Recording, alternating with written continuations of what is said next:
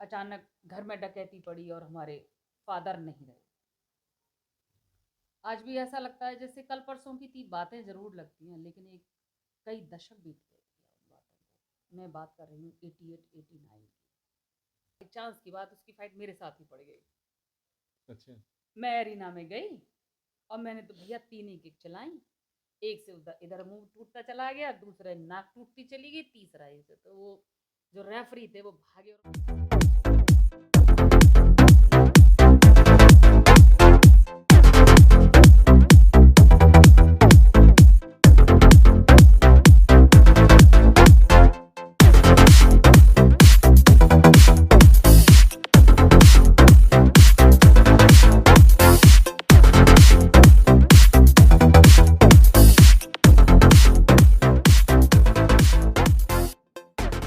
स्वागत है आप सभी का हमारे ऑडियो काउच चैनल पर। और आज हमारी एक न्यू और बहुत बेहतरीन पर्सनालिटी हैं जो हमने गेस्ट के तौर पर बुलाई हुई हैं और आप सब लोगों को मिलकर उनसे खुशी होगी। उनका नाम है गीतांजलि शर्मा और senior council and legal advisor Sports Authority of India. हमें समय देने के लिए विशेष धन्यवाद। हमारे दर्शकों को जो आप नई ऊर्जा भरेंगी और जो नया ज्ञान आप प्रदान करेंगी उसके लिए सभी दर्शक हमारे और हम सभी उत्सुकता के साथ आपका इंतजार कर रहे थे। और आप बिल्कुल अपने बारे में वो चीज़ बताइए जो ग्राउंड से आप उठते हुए इतने ऊंचे पद और पायदानों तक पहुंची कि आज आपने कई सारे गोल्ड मेडल जीते, बहुत सारे आपने मेहनत की, वो हम क्षण एक एक आपसे जानना चाहेंगे। बहुत धन्यवाद भैया। मुझे तो बहुत सौभाग्य की बात लगती है अपने लिए भी कि अलीगढ़ की बेटी हूँ, इस मिट्टी की बेटी हूँ, और ऐसा लगता है इस मिट्टी में आके बिल्कुल ऐसा लगता है जैसे इंसान जैसे एकदम नया जन्म सा लेके जैसे उठता है ना। मैं हर रोज़ जब भी आती हूँ ऐसे मुझे महसूस होता है, यहाँ पे जब भी आती हूँ ऐसा महसूस होता है। अगर मैं अपने किसी भाई बहन के, बच्चे के, भतीजे के, किसी बुजुर्ग के लिए कुछ भी कर पाऊँ जी। तो वो मुझे अपना सौभाग्य लगता है, वो मुझे अपना। किस फील्ड में आप काम करती हैं? आपने कहा कि मैं कुछ कर पाऊँ। मैंने देखा आपने बहुत सारे लोगों की बहुत प्रकार की मदद की है। मेनली आप जो है बार बार हम लोग सब अखबारों में आपके फोटोज देखते हैं, वीडियोज आपकी जो चलती हैं वो सारे न्यूज़ मीडिया आपको कवर करती है। मैं भैया आज तक किसी अखबार वाले को कहने नहीं गई कि मेरी फोटो छापो। मैं कभी कभी नहीं गई। एटलीस्ट मेरा कई बार मैंने मना किया कि भैया इसको छापना मत, जी। भैया इसको लिखना मत। जी। मैं जो भी करना चाहती हूँ, मैं मेरे को बिल्कुल अच्छा नहीं लगता कि मैं उसे ये दिखा के या शो करके बिल्कुल ऐसे करूँ कि मैं लोगों के लिए ये कर रही हूँ। जी। जी। क्योंकि वो लोग मेरे अपने हैं, अपने लोगों के लिए करने के लिए भैया अगर मैंने दिखा दिखा के किया तो उस करने का ना कोई फायदा ही नहीं है। जी। जी। रही बात मेरे फील्ड की, तो मेरी जो जीवन की शुरुआत है, जी।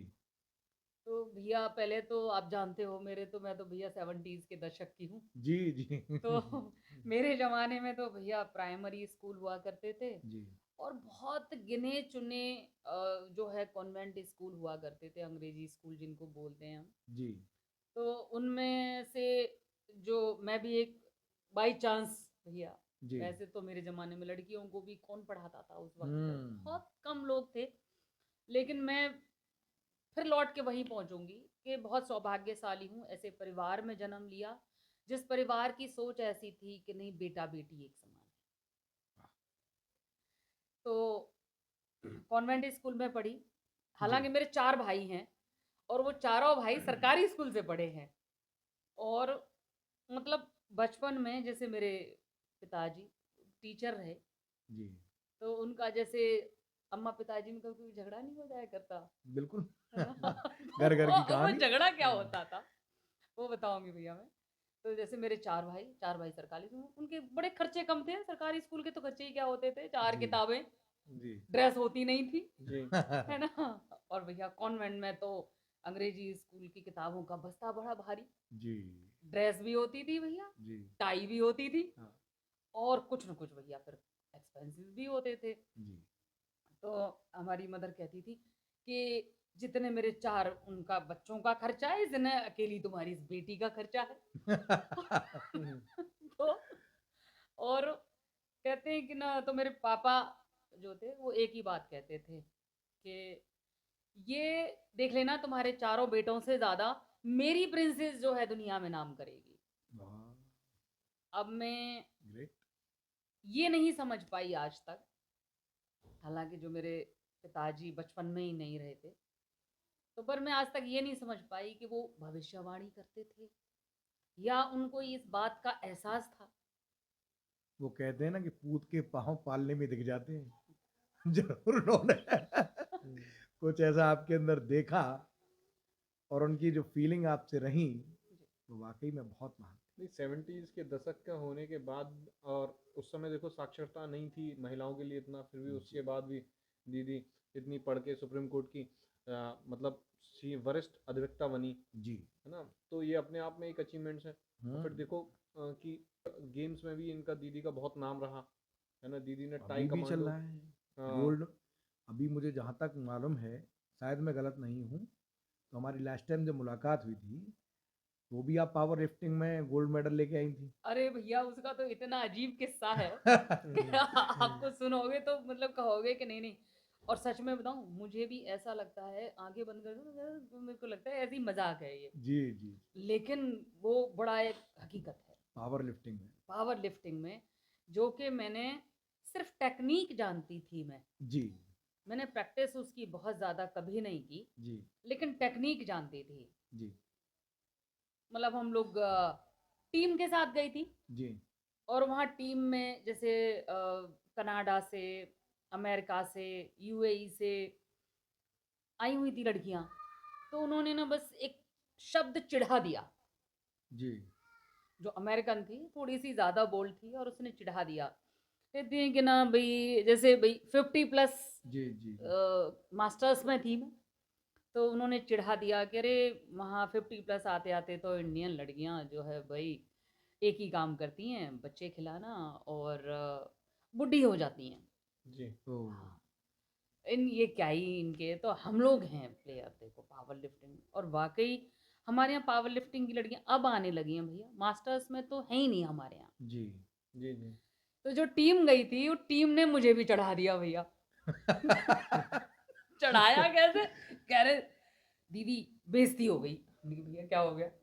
क्या, नहीं नहीं, हमें पता है आप कर सकती हो। मैंने कहा, भैया कमर टूट जाएगी मेरी, वैसे ही कमर में पेन वेन है। क्या, नहीं नहीं। तो, तो बच्चों ने भैया चढ़ा दिया मुझे। और मैं देखो, हमारे ईश देव हैं हनुमान जी, जी और मैं बहुत पूजा करती हूँ और बहुत विश्वास मानती हूँ मैं। तो मैंने ऐसे हाथ जोड़े भैया कि ऊपर वाले दया करना। लेकिन ऐसा ना हो इन बालकों की बात रखते रखते चलो और बेइज्जती हो जाए। और या फिर जो है, जी मतलब देखो, हार जाना कितनी बड़ी बेइज्जती थी, लेकिन जी मतलब कहीं ना कहीं एक विश्वास था। और जैसा कि मैं कहती हूँ कि मेरे परिवार का जो एक हौसला रहा है ना मेरे साथ में हमेशा, जी जैसे मैं बताया ना, मेरे 4 भाई हैं। हम्म तो एक तो मेरे सिर्फ 4 भाई तो खून के रिश्ते के हैं, हम्म लेकिन कम से कम नहीं तो मेरे 40,000 भाई बहन होंगे, जो दुआएं मुझे जो आपके खास साथ तौर से भाई, दुआएं जी। जो है हाँ, बहुत आपके साथ। जिन्होंने मुझे कभी ये नहीं सोचा कि ये लड़की आगे नहीं बढ़नी चाहिए। जी उन्होंने हमेशा मुझे ये कहा, दीदी आप हमारे लिए खड़ी हो तो ना हम आपके लिए जान लगा देंगे, जी आप ये करो। तो मेरे तो जो वो वही ताकत थी जो मैं बचपन में खेलती थी भैया। जी और वही ताकत थी जो भैया इस उम्र में भी जिता लाई मुझे, सही बात। जो है। और वहाँ के शेख ने बड़ी पार्टी दी भैया। मतलब अच्छा मतलब ही वॉज वेरी शॉक्ड के भाई, अच्छा मेडल इंडिया इंडियन के खाते में चला गया। इंडियन जी लड़की, वो भी। नहीं, इंडिया के खाते में मेडल चला गया, जबकि जी उनकी यूएई की लड़की भी खेल रही थी। Oh okay. दुबई में हुआ था ये। हम्म। बताइए। बचपन बड़ा टफ बीता है भैया। जी जैसे आप कह रहे हो ना कि भाई दीदी सुप्रीम कोर्ट में है आज, कोई नहीं सोचता है भैया, डेस्टिनी है। हम्म हम लोग सभी कोशिश करते हैं, कितने लोग आगे बढ़ पाते हैं। जी। लेकिन मैं एक बात कहना चाहूँगी कि आपका विश्वास अगर अटल है हम्म। तो सिर्फ सपनों की बातें नहीं है ये, जीवन में कोई भी रेखा हम पार कर सकते हैं। आपका विश्वास जब तक दृढ़ नहीं होगा, जुनून नहीं होगा, तब तक आप कुछ हासिल नहीं कर सकते हो, चाहे आपके पास कितने ही पैसे हों, सच बात। चाहे आप कितने ही बड़े बाप के बेटे हो, जी। और चाहे कितने ही आप मतलब नाजों में पले हों या कठिनाइयों में पले हों। वो कहते हैं ना, जिसके पास सब कुछ खो जाए, सारा घर उजड़ जाए, बाहर उजड़ जाए, सारी दुनिया उजड़ जाए, अगर उसके पास एक हौसला या विश्वास है तो वापस से वो फिर सब अपनी चीजें दुनिया पा को सकता है वो। बसा सकता है। वही जुनून हमारी जी। दीदी के अंदर हमें देखने को मिलता है। और दीदी, आपने ताइक्वांडो भी, ताइक्वांडो की तो भैया ब्लैक बेल्ट। कोई भैया मुझे देख के ना कोई मान आज तो नहीं मानेगा, कम से कम जी। मैं जो है। लेकिन वो बहुत एक ऐसा बताऊं मैं आपको कि ताइक्वांडो का बहुत अलग ही एक किस्सा रहा है। जब मैं 11 साढ़े 11 साल की रही होंगी और अचानक घर में डकैती पड़ी और हमारे फादर नहीं रहे। तो जैसे कहते हैं ना कि भैया लोग प्रोग्रेस कर रहे होते हैं, कॉन्वेंट में पढ़ रही थी मैं, बहुत अच्छा हम लोगों का, क्योंकि हमारी दादाजी की पीढ़ी तक तो हम लोग जमींदार थे। लेकिन अचानक एक दिन ऐसा आया कि भैया हम लोग सब कुछ हमारा खत्म हो गया। फादर नहीं रहे, सर्विस थी पिताजी की, वो सिर्फ एक छोटी सी पेंशन में बदल गई। जमीन जायदाद थी तो थोड़ा, और गांव में हवेली थी। तो भैया हमारी माँ, हम 5 बहन भाइयों को लेके गांव पहुंच गई भैया।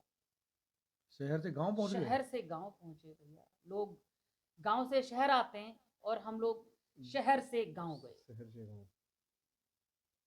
मतलब और ये आपकी लाइफ के स्ट्रगल को दिखाता है, कितना स्ट्रगल रहा होगा उस समय। जी। कहने में आज आसान लग हम्म, रहा है, लेकिन कितने मुश्किल के क्षण रहे होंगे हम्म, कि कोई फैमिली सरवाइव कर रही है सिटी के अंदर, हम्म। और और वो फिर उसे फिर जो वापस है जाना सिटी पड़ेगा। वापस जो है। मैं आज भी भैया वो मंजर याद करती हूँ, आपको बता रही हूँ मैं। आज भी मेरा मन अंदर से ना एकदम से ऐसे जैसे पीछे लौट गया है, आपने याद दिलाया है तो। आज भी ऐसा लगता है जैसे कल परसों की थी बातें, जरूर लगती हैं, लेकिन एक कई दशक बीत गए भैया उन बातों को। मैं बात कर रही हूँ 88 89 की। आप सोचिए कि उस वक्त पे साधन कितने थे, साधन सुविधाओं की कितनी कमी थी। और गांव से आप ये समझिए, गांव से 4-5 किलोमीटर जाके हमें बस मिलती थी पढ़ने जाने के लिए, शहर में आने के लिए फिर से, तो पढ़ाई तो शहर में ही थी। जी। गांव से 4-5 किलोमीटर पैदल चलने के बाद में बस मिलती थी, बस से 6-7 किलोमीटर बस में, और फिर 7 किलोमीटर स्कूल कॉलेज था। जी। एक तरफ से बता रही हूँ मैं आपको। उसके बाद में पहुँच के मैं स्पोर्ट्स मैंने ज्वाइन किया था, ताइक्वांडो शुरू किया। और ताइक्वांडो जब मैंने शुरू किया तो मेरे को पता ही नहीं था कि, और यहाँ पे भी बहुत ज़्यादा था नहीं जब तक स्पोर्ट्स के बारे में कुछ भी। ज्वाइन किया भैया तो तो अब लड़कियों को ही नहीं पढ़ाते थे, आप स्पोर्ट्स की बात कर रही हैं उस टाइम की। उस टाइम की। लोग घर लड़कियों को पढ़ने ही नहीं भेजा करते पढ़ने थे। नहीं भेजा करते थे, मृत्युदर लड़कियों की बहुत थी। हम्म, आज हम देख पा रहे हैं पीएनडीटी जो एक्ट बना, उसके बाद लड़कियों में अल्ट्रासाउंड से जो पता लगाने वाली प्रक्रिया थी, बहुत खैर कमी भी आई। ये तो भैया ये तो आज अब हम, है, मैं वही कह रहा हूँ, ये आज तो हमारे अब है। अब है ये स्थिति। आप 80s की और आप 90s के 80s और दशक में 90s आप की बात कर देखिए। रहे हैं, तो ये बहुत पुरानी। और तो शेड्यूल सुनिए आप मेरा। सुबह जो है 5 बजे मैं घर छोड़ देती थी अपना, जी। चाहे सर्दी हो भैया। दीदी, मैं तो 8 बजे जग पाता हूँ। नहीं भैया, हम्म, आज तो रियली। मैं भी 7:30-8 बजे जगती हूँ, आज अच्छा। तो मैं भी, ठीक है ना। लेकिन भैया 5 बजे घर छोड़ देती थी और मुझे पहुँचते-पहुँचते मतलब कम से कम मुझे 1.5-2 घंटे लगते थे पहुँचने में। जी, क्योंकि भैया पैदल चलना टाइम तो लगता था ना पर टाइम लगता डेढ़ पौने 2 घंटे पहुँचने में लगते थे। फिर स्पोर्ट्स खेलना है 1 घंटे और फिर एनसीसी भी मैंने किया हुआ था जॉइन। छोड़ा है कुछ एनसीसी नहीं? एनसीसी आर्मी विंग का भैया मेरे पास सी सर्टिफिकेट है मेरे पास वाह जो ओह! है और मैंने आरडी किया हुआ है राजपथ ओए पे होए! 94 में। तो फिर भैया वहाँ से फिर कॉलेज और कॉलेज खत्म होते ही भैया ट्यूशन पढ़ाती थी बच्चों को। खुद? यस। और अरे! ट्यूशन में सुनो तो बहुत मजे की बात बताऊँ मैं आपको।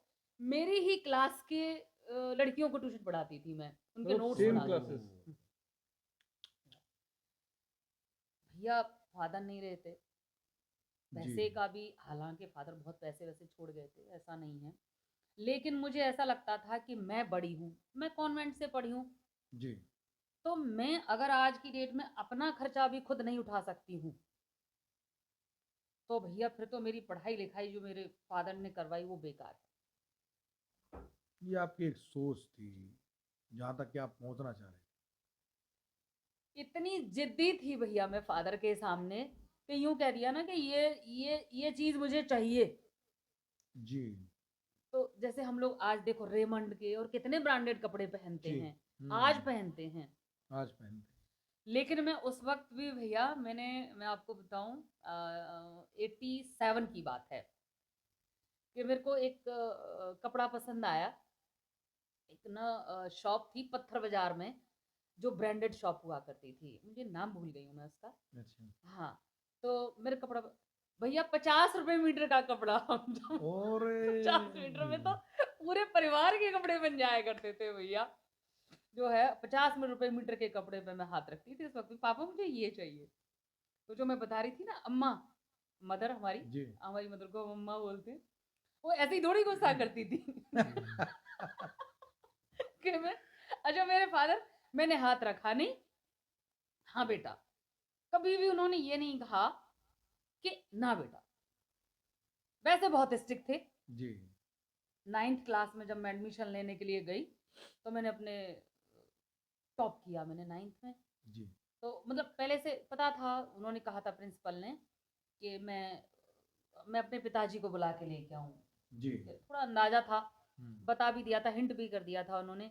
तो मैंने अपने पिताजी से कहा, "पापा रिज़ल्ट आना है आज हुँ, और आपको भी आना है।" कह रहे, "बेटा खुद नहीं ला सकते आप क्या?" हुँ, तो हम कि नहीं पापा ला तो सकते हैं पर अच्छा लगेगा। कहने लगे बेटे आपके अच्छे के लिए हम आपको नहीं पढ़ा रहे हैं। हुँ। आप सेल्फ डिपेंड अगर आज भी नहीं है ना, तो बेटा ऐसा करो उस सर्टिफिकेट को मत लाओ और कल से घर बैठो। और उस ज़माने में उस ज़माने कहना बहुत बड़ी बात थी। लेकिन उनका जो वो किस लिए उन्होंने कहा था, ये आप जानोगे तो आपको लगेगा कि नहीं, उसका भी एक कारण था। जी, अब वो कारण सुनिए। मैं गई, सबके पेरेंट्स आए हुए हैं और मुझे इतना गुस्सा आ रहा है। मैंने कहा देखो सबके पेरेंट्स कितने अच्छे हैं और मेरे फादर को देखो, आए नहीं हैं। तो जैसे ही वो नाम बुलाया गया, तो मैं यूँ देख रही हूँ कि मैं जाऊँ मैं तो मेरे को तो ये कहा था कि फादर को लेके आना है। तो मैं फिर भी आगे बढ़ी, जो 2-3 बार नाम बुलाया, तो मैं आगे बढ़ी। तो जैसे ही मैंने सर्टिफ़िकेट अपने हाथों में लिया, तो मेरे आँखों से ना आँसू ऐसे टपक गए भैया, हुँ। ऐसे। जैसे ही आँसू टपके ना, पीछे से मेरे फादर ने सिर पे हाथ रख दिया। हुँ, हुँ। और मैंने अपने पिताजी से झगड़ा किया। मैंने पापा आप तो मुझसे झूठ बोल रहे हो कि आप नहीं आ रहे हो। कहने लगे नहीं बेटे, मैं चाहता हूँ कि आप ऐसे बने, दूसरे बच्चों की तरह ना बने। स्ट्रॉन्ग करने के लिए। कमज़ोर, स्ट्रॉन्ग। स्ट्रॉन्ग बनाना चाहते थे। हुँ। तो भैया ऐसी स्ट्रॉन्ग बनी कि मैं बस पीछे मुड़ के देखा नहीं। बहुत सुंदर। ताइक्वांडो के 1-2 किस्से ऐसे बताऊँ मैं आपको। हुँ। रीजनल एक चैंपियनशिप हो रही थी हमारी यहाँ टीकाराम में। जी। जी, तो करवाई थी मनोज अग्रवाल यहाँ ताइक्वांडो के थे, उन्होंने रखवाई थी चैंपियनशिप। तो मैं खेलने गई। तो उनके मदर फादर भी आए हुए थे। तो जैसी ही वो लड़की जो मेरे अपोजिट थी, एरिना में गई और भैया उसके 2 3 4 5 6 7 8 9 10 20 सीधी 20 उसके मार मुड़ के उसका पूरा मुंह तोड़ ताड़ दिया। अब वो अब वो भागी, उनकी मदर जो बैठी थी वो भागी, उन्होंने मेरा ऐसा हाथ पकड़ा, कह रही बेटा इसका मुंह ही तोड़ देगी क्या? है ना? और मेरा अब मैं मतलब एक्चुअली पता है क्यों था ये? तो कि लड़कियां थी नहीं मेरे टाइम में, जी। तो मेरी लड़कों के साथ प्रैक्टिस होती थी भैया। अच्छा, और वही आपने लड़कियों के साथ इस्तेमाल कर दी। हाँ। देखो भैया फिर वो वो भारी तो पड़ गई। कंपटीशन है। हाँ, कंपटीशन है। तो एग्जैक्टली, मैंने भी स्टेडियम में देखा है लड़कियों को, लड़कों के साथ प्रैक्टिस करती हैं लड़कियां। नहीं ये तो अब यहाँ भी। करने लगी हैं भैया। हाँ। अब हमारे टाइम पे तो देखो मेरी तो मजबूरी भी थी हम्म। कि लड़कियां थी नहीं तो किसके साथ करें। एक और किस्सा बताऊं आपको, एक ना वो एक बार फिर कंपटीशन हुआ तो मेरा भाई पहुंचा हुआ था, जी। तो वो बाय चांस वो भैया की क्लासमेट थी, तो वो भाई को बुला के लेके आई जी। कि मैं विन करूंगी। अच्छा। तो अब जैसी भैया एरिना में आए, बाय चांस की बात उसकी फाइट मेरे साथ ही पड़ गई। अच्छा। मैं एरिना में गई और मैंने तो भैया 3 ही किक चलाई, एक से उधर इधर मुंह टूटता चला गया, दूसरे नाक टूटती चली गई, तीसरा इसे, तो वो जो रेफरी थे वो भागे और उन्होंने मेरे को ऐसे पकड़ा, तो कहते हैं बस करो। एंड पता है क्या, मेरा भाई भागा वहां से, भाई तो भाग ही गया उसकी फ्रेंड पिट गई। अरे भैया पर किस्से ही तो खोलने के लिए बैठे हैं हम लोग, और कर ही क्या रहे हैं। सही बात है। ये किस्से आपने कभी किसी को बुरा सुनाए होंगे? अरे भैया सुनाने लायक सुनाऊंगी तो भैया बहुत मतलब ऐसे लगता है कि तो आप लोग मुझे खुद ही बचपन में ले गए हो, देखो मैं क्या बताऊं। पर मैं ये कहूंगी कि भाई मैं तो शायद भाई मेरे मदर फादर ऐसे थे उस जमाने में भी, आज के मदर फादर को मैं देखती हूँ ना तो वो अपने बच्चों के लिए बहुत कुछ करना चाहते हैं, जी। लेकिन बच्चे आज की डेट में उतने एक्टिव नहीं हैं। हम्म। पहले क्या था कि पेरेंट्स एक्टिव नहीं थे जी। और थोड़ा बच्चे थोड़े जुनूनी थे, लेकिन सुविधाएं नहीं थी। आज मैं सोचती हूँ कि सुविधाएं अभी खेलो इंडिया होता है हमारे यहाँ लगातार, इस बार तो यूनिवर्सिटी भी हुआ है और पैरा का भी अभी जस्ट बस अभी 10 से 17 मैं थी उसमें, क्योंकि मैं साई देखती हूँ तो मैं थी। तो जुनून की ही बात है, लड़की हमारे आर्चरी में आई, इसका आजकल बहुत आप सब लोग भी देख रहे होंगे उसका हम्म। बहुत सोशल मीडिया में काफी ज्यादा आ रहा है, प्रधानमंत्री जी भी उससे ने भी आशीर्वाद दिया है उसको, शीतल। शीतल देवी। शीतल। आप उसको देखिए, मैं ये कहती हूँ भैया 4 हाथ पांव सलामत हैं तब हम कुछ नहीं कर सकते हैं, तो मैं तो कहूंगी ऐसे साला जीवन पे लानत है। वो जम्मू से है लड़की, उसकी रील्स बहुत वायरल है। रील्स बहुत आ रहे बहुत वायरल है। हैं भैया, जुनून जुनून की तो बात है ये। जुनून की। उसे आर्मी ने उसको ट्रेन किया था शुरू में। आर्मी ने? हाँ, आर्मी ने ट्रेन किया था, एक मेजर साहब थे, उन्होंने ट्रेन किया था। और अच्छा। उन्होंने इसको, हाँ, शुरू में सब कुछ उसको जो उसके खेलने के लिए जो भी रिक्वायर्ड चीज़ें थी वो सब दिलवाई, प्रोवाइड कराई। देन आफ्टर उसके बाद उस बंदी ने आगे बढ़ा, फिर दिल्ली तक पहुंची, फिर दिल्ली में दीदी ने फिर उसको जो भी हेल्प किया, ऐसे करके वो आगे आई। मेरे को ऐसा लगता है इस मिट्टी का कर्ज शायद है जैसे है, जी। क्योंकि मेरे को बहुत सपोर्ट किया गया। जी। मैं आज कुछ भी जो कुछ भी हूँ भैया, मैं भारत सरकार को रिप्रेजेंट करती हूँ सुप्रीम कोर्ट में, स्पोर्ट्स अथॉरिटी ऑफ इंडिया को देखती हूँ, नेहरू युवा केंद्र है, स्पोर्ट्स डिपार्टमेंट मंत्रालय है, इतनी सारी स्कीम्स हैं, मैं लीगल एडवाइजर रहती हूँ। जी। तो मैं ये कुछ भी ना कर पाती, मैं आपको सच बताऊं तो। जी। मेरे जमाने में लड़कियों को पढ़ाते भी नहीं थे और स्पोर्ट्स तो बहुत दूर बात थी। हम्म। जो ये सपोर्ट मिला है मेरे भाइयों से, मुझे जी। कभी किसी ने नहीं रोका। हम्म। मुझे मैं गांव चली गई तब भी देखो गांव के लोग कैसे होते थे, लेकिन पता नहीं क्यों, या तो वो मुझ में जुनून देखते थे। और सब बहुत, मैं तब भी बहुत आदर भाव से सब मुझे, मैं जैसे किसी ने कुछ कहा कि ये बात है, हाँ भैया, किसी को हेल्प करना, हाँ भैया, मैंने कभी पीछे नहीं हटी मैं। जी। मैंने अपनी इनकम का 40% जो इनकम है, वो मैंने उसमें से निकाल के हिस्सा उस पैसे से उन लोगों के लिए, बच्चों के लिए दिया बिल्कुल। है। मैंने किसी से कोई पैसा, ना कोई चंदा मांगा। हाँ, प्रशासन ने जो सहयोग किया एडमिनिस्ट्रेटिवली, टेक्निकली, वो अलग चीज़ है। लेकिन उन बच्चों के लिए, जैसे 2017 में मैराथन करा दी मैंने, यूपी स्टेट मैराथन। आप उठाइए भैया, अखबार उठाइए, 13 दिसंबर 2017 को यूपी स्टेट मैराथन कराई गई थी यहाँ। कम से कम नहीं तो मैं 8 साढ़े 8 हजार पूरे उत्तर प्रदेश से बच्चे थे, लड़कियां, बुजुर्ग, 3 कैटेगरी थी उसमें। अच्छा अच्छा। ओपन लड़कियां, ओपन लड़के, और जो है ओपन वो बुजुर्ग। बुजुर्ग, कोई भी।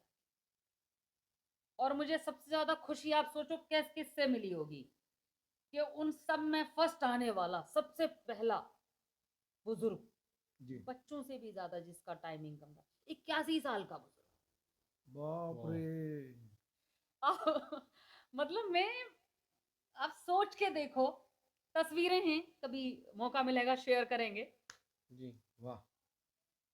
मैं आपके पास एक बार दिल्ली में था तो उन्होंने, एक गुरुजी आए, उन्होंने कहा कि आज हमारी गौशाला के अंदर ना गाय थोड़ी से, उनके लिए भूसा कम बचा है। तो दीदी ने तुरंत फाइनेंशियली उनकी हेल्प की और गुरुजी बहुत प्रसन्न हुए, बोले कम से कम मेरा 1 हफ्ते का काम इन पैसों में चलेगा और 1 हफ्ते में कुछ ना कुछ और अच्छी व्यवस्था बन जाएगी। फिर मुझे लगता है दीदी ने कहा, बोले आप 1 हफ्ते की चिंता ना करें, अगर आपको फिर भी परेशानी आए तो मैं फिर तैयार कर लूँगा। बहुत अच्छी मुलाकात रही आज हमारी दीदी से, और हमारे सभी प्रिय दर्शकों ने, मैं समझता हूँ इस वीडियो से बहुत कुछ गेन किया होगा। बहुत बहुत धन्यवाद दीदी गीतांजलि शर्मा, जो कि मैं फिर एक बार कहूँगा वरिष्ठ अधिवक्ता सुप्रीम कोर्ट ऑफ इंडिया और लीगल एडवाइजर हैं दीदी स्पोर्ट्स अथॉरिटी ऑफ इंडिया से।